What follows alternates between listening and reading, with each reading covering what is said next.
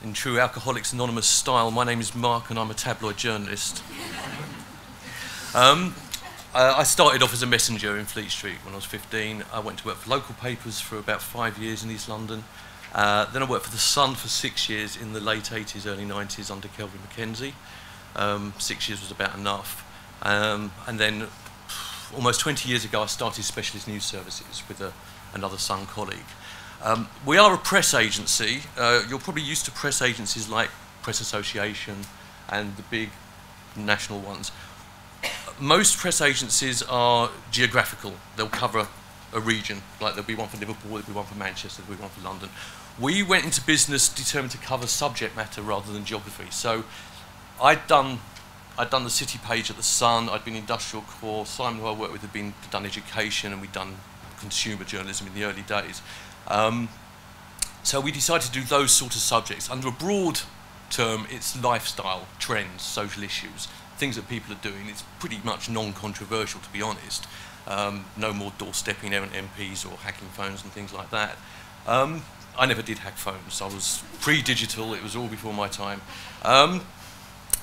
What we've developed since then is a sort of consultancy arm to the business, which sounds very grand, but basically we work with PR companies and in-house PR teams to get their brand into the papers.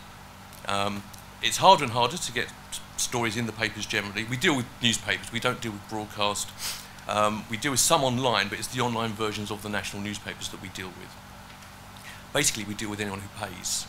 And so much digital content doesn't pay that it's not worth our while, and you might as well do it yourselves. So what we do, we act as a consultancy with PRs and in-house PRs to get their brands into the papers, and what we have to do really is tell them, you know, don't just put out a press release to a news desk which is just all pluggy for your brand or your client. You need to create a story around it, and that's where we come in. We know the sort of stories that news desks like. We know the way they should be written. So what we write is a story, an article, and we send it down a dedicated wire service that goes straight to news desks, so they see it as a story, they don't see it as a press release, and that really does help a lot. And that way it gets it into the paper. Now what we do, we still get brand messages in, we still get concepts in, we still get whatever you want to get in about the story on the back of it. But what we have to come up with is an angle and an intro. It isn't, we've launched a great new product. All right, it's something about social issues. We did stuff recently on the Dream Toys about going back, you know, back to Furbies and back to things like that. You've got to remember, a lot of news desks are quite nostalgic. They quite like this, you know, what kids, you know, kids are doing stuff now that their parents used to do or their parents don't do. But anything that's a social issue, the Ponzi word for it is zeitgeist, but it's not. It's just things that we talk about. And we just aim for that. I mean, it sounds simple. It's not that simple. It helps that we have the contacts in papers that we can get through to them. It helps that we can write it in a way that they see it and it gets through. I mean, the theory is that what they see in writing, they can just slot into a newspaper without having to change too much. In reality, of course, they do change it, but you'd be surprised that you can get the same, almost the same written story in the Daily Star and the Daily Telegraph, you know? We're getting more and more stuff online now because the newspapers are really beefing up their online coverage. Some have left it very late. Some, like the Telegraph and the Mail in particular, got there early. The Mail, the Telegraph are good examples of papers that will use stuff online that they don't use in the paper. The others haven't caught onto it as much yet. The Sun is starting to. The Mirror, very, very, you know, little bits and pieces. Obviously, the other broadsheets like the Guardian, Independent, and the FT and people like that are very good at that, but we don't deal as much with them. They like to do stuff themselves. They don't like to take stuff off agencies as much, basically again because they have to pay for it and they don't like paying for it. So we get a lot of stuff, we get a lot of stories in the Mail online and the Telegraph online that doesn't make the print editions, but that just gets followed up. It gets followed up all over the world. It gets followed up by newspapers and news organisations and online newspapers in, you know, India and Australia, plus a lot of bloggers, plus a lot of local radio and TV follow it up. I know I was in here earlier when you were talking about aiming for the, you know, the same embargo for broadcast and press, and I basically agree with that. But there will be occasions where the newspaper will break the story and it becomes a talking point for a radio show. So even if it's not a hard news item for a local radio show. It's something they'll do where they can do a vox pop around it, or they say, it was reported today that blah blah. So we went out and we asked, and they'll get the spokesman in, and that works quite well. We do often try and time stories when we work with PR companies and in-house to put out a story. We do time it with their radio day as well, so we don't try and sort of fuck each other up, But by and large, I think we do find a lot of our stuff gets followed up, and it gets followed up a lot. I didn't realise there's a couple of examples today that we've had in the papers which show different ways we get the stories. We had a story about vitamins, multivitamins and supplements, and how the trend is sort of going downhill. Fewer people take vitamins now than did 3 years ago. It's fallen from 4 in 10 people take vitamins to less than a third, or just over a third. We did that with there's a market research company called Mintel, who some of you probably dealt with, and they're constantly pushing out. So they do 2 stories a week, and what we do with them, we say, have you got any reports you haven't done a story on? Just give us the report and we'll try and do something. But we don't want to do the ones that they're sending to PA and to all the nationals direct. We like to do stuff ourselves. We like to be exclusive.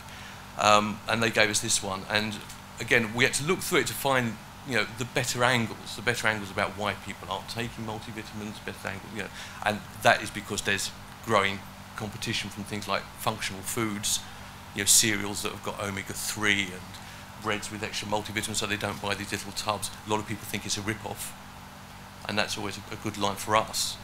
And you can make a general trend story in it, and papers like that sort of thing. The other thing we do well with are stories where you can get a list. Top 10, worst 10. Worst 10 is better than top 10. All right, papers love the worst 10, honestly.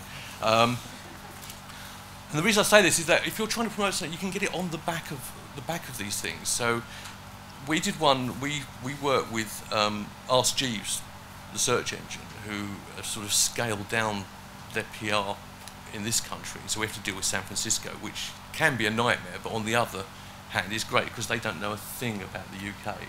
So we can tell them what interests people in the UK, because it's never the same as what interests people in America, believe me. And so we try and come up with, because it's such a wide-ranging thing, we can come up with subject matter under anything. So we own a survey arm as well, called Online Opinions. So we can quite easily go out and survey 1,000 people with the questions that we want to ask them, knowing what the story is going to be before we get the answers. The answers just give you the percentages, but we do this. It's a trick. I mean, it's a little bit, but it works. It works. Not all research stories work, but this one did. We did one about what people have never done, and the fact is that 7 in 10 people have never bought a cappuccino from a coffee shop. 6 in 10 people have never read a Harry Potter film. It's like I've never seen Star Wars, the TV or the radio show that became a TV series. 1 in 20 people have never been abroad or used a mobile and things like that. So we just did that, and it's a very simple story. And it made well in the Mail, and the Mail Online actually used it much bigger, and it made a smaller piece than others. But for our students, that's great. But it's a talking point, and that's the sort of thing that might get followed up. There's various ways to get in. We have to avoid the basic plug. So if you're launching, I heard someone talking earlier about launching a product that's to do with internet security. So to get a story about that in the paper, we would like to do a story about internet security. How many people have been affected by it? How many people have been, have suffered identity fraud, or the new ways of doing it? How careless people are. There's this sort of ongoing story, isn't it, about people who use the word password as their password and things like that. Those are the sort of things. Once you get the intro to grab the attention, everything else will follow onto it. I do think we're very good at intros. It's just tabloid training, but that's what we do. So, we go to brainstorms and think tanks, or whatever you want to call them, thought showers, and we sit around. But you can talk as much as you like about, we've got this brand and it's really important that we're doing this and we're doing this. But what we see is the story, and as soon as we see a story, that's it, and that's all we need. The grocer is a good example of we get a lot of stories from the grocer. So if you're doing a story about toys, we would see a story like the supermarkets are having a big price war for toys this Christmas, and we will do that. It's a good consumer story, and it affects the readers of tabloid papers. If you can feed the trades with those sort of news stories, we'll see the trades and we'll pick them up. It's better still when we can work hand in hand with the trades and they can tell us what's going on, so we don't have to scour through all of them. But those sort of industry stories work better than just saying, we've got a great new product, it does this, this and this. So are you saying that because of your status as a news agency, you can get stories in the tabloids in particular in a way that we can't? I mean, you can conflate a product and a mention in the grocer and put that out as a repackaged story in a way that wouldn't work for us. Yeah. But on a product story, if we could write a great tabloid style intro, is there a way that we, as marvellous as your service is there a way that we can go direct to them without using agencies like yourself? No, you've got to use us. Yes. However, some things don't change. I mean, what hasn't changed with news desks is just trying to get through to a person on a news desk to tell them the story. That was always hard, and it still is. Back in the mists of time, when I worked on a news desk, you would get press releases in a physical format, pieces of paper with a press release. You would get that much. There would be a secretary who would slice them open, pile them up. Someone who would be like a hierarchy, so someone who's number 4 on the news desk would go through them, chuck out the ones they didn't like, keep the ones they liked, pass them on to the next person. However, as time went on, by the time it got to the person who actually made the decision, a lot of them would have just been pushed in the bin that hadn't been read. And the same now goes for emails. So you're blasting the desk with emails, and they just haven't got the time to read them all. So bypassing that is have a good contact on the paper, preferably someone who isn't on the desk itself. So a specialist reporter or a general reporter. I was a specialist reporter, and there is nothing better for the individual reporter to be able to go up to the desk saying, I've got a story. That's what the desk wants. A lot of reporters don't, because a lot of general reporters are waiting to be told what stories to write that day. Here's a story that's coming, you do that, go out and do this, go and interview Jimmy Savile or whatever. But the best reporters, or the better reporters, are the ones who get people phoning them with the stories, so they can, I've got the story, the reporter, it's all about ego.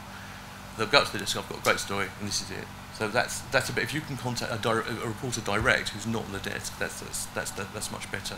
Timing helps. Yeah. If you want to get a story into the next paper, and it isn't a massive story that's going to push another story out the paper, you want to get it in there before they have morning news conference. So morning news conferences are about 11:30 in general. They do up a big long news list, and they try and go through that. So you want to get your story on that news list. Okay, there is a chance that your story will get pushed out by another story, but it won't work the other way around. So you want to get your story in there early. I mean, deadlines are much later in the day, but for the non-vital, the non-big breaking stories, you want to get in there as early as possible. And what about what time of the week? If you've got a slightly softer story, what's the best day to go for? I could give you fors and against almost any day of the week, to be honest. The papers tend to get bigger as the week gets on. So you've got the biggest papers of the week on Thursday, Friday, Saturday because of the advertising. Soft stories do quite well on a weekend, by weekend, Friday or Saturday in particular, when they don't, papers don't want too many really hard, horrible, nasty stories on a Saturday because it's the family day. The Sun doesn't do a page 3 topless girl on a Saturday because it's a family day. I mean, it's a small thing, but they look for sort of fluffier stories. Of course, if there's a massive story breaking, if there is a 9/11 on a Friday, it's going to get in Saturday's paper. That's not what I'm talking about. But they will do fewer of the nasty ones and more fluffy stories. We tend to like Monday for Tuesday for the simple reason that when papers, the Monday papers are so full of follow-ups from the Sunday papers, be it political, be it celebrity, and all the other exclusives that go in the Sunday papers. There's not much room for everything else. So when they get in Monday, it's almost like a clean slate. They sort of start afresh on Monday rather than start afresh on a Sunday. So we tend to find that they're sort of scratching around more on a Monday morning, looking for stories. But as I said, online these days means there's far more space to aim for anyway. Of course, it's limitless when you've got something like the Mail Online. It will just go on forever and ever. So there's no bad day for that. You don't want to clash with anything else, of course. But and out of the tabloids, who do you think is the easiest to approach? We still do well with the Sun. I mean, partly because we work there, and there's still people there that we work with. I suppose they still think of us as Sun boys, but no, they're all pretty good. We deal a lot. There's a guy called Dan Jones at the Sun who's the consumer editor who also does the Sun on Sunday, because these sort of 7-day operation stuff that the papers do now. We find him very approachable because he's always looking for stories for various things. He does a gadget page, for instance, now, which is just introduced to the Sun on Sunday, which would be quite good for toys. We have done toy stories with Dan a lot, and we'll continue to do so. But we got on with all of them. The Mail we don't even. I mean, a lot of these papers like the Mail, we don't even have to actually approach physically. We don't do the PR thing where we have to ring them up, 10 times a day.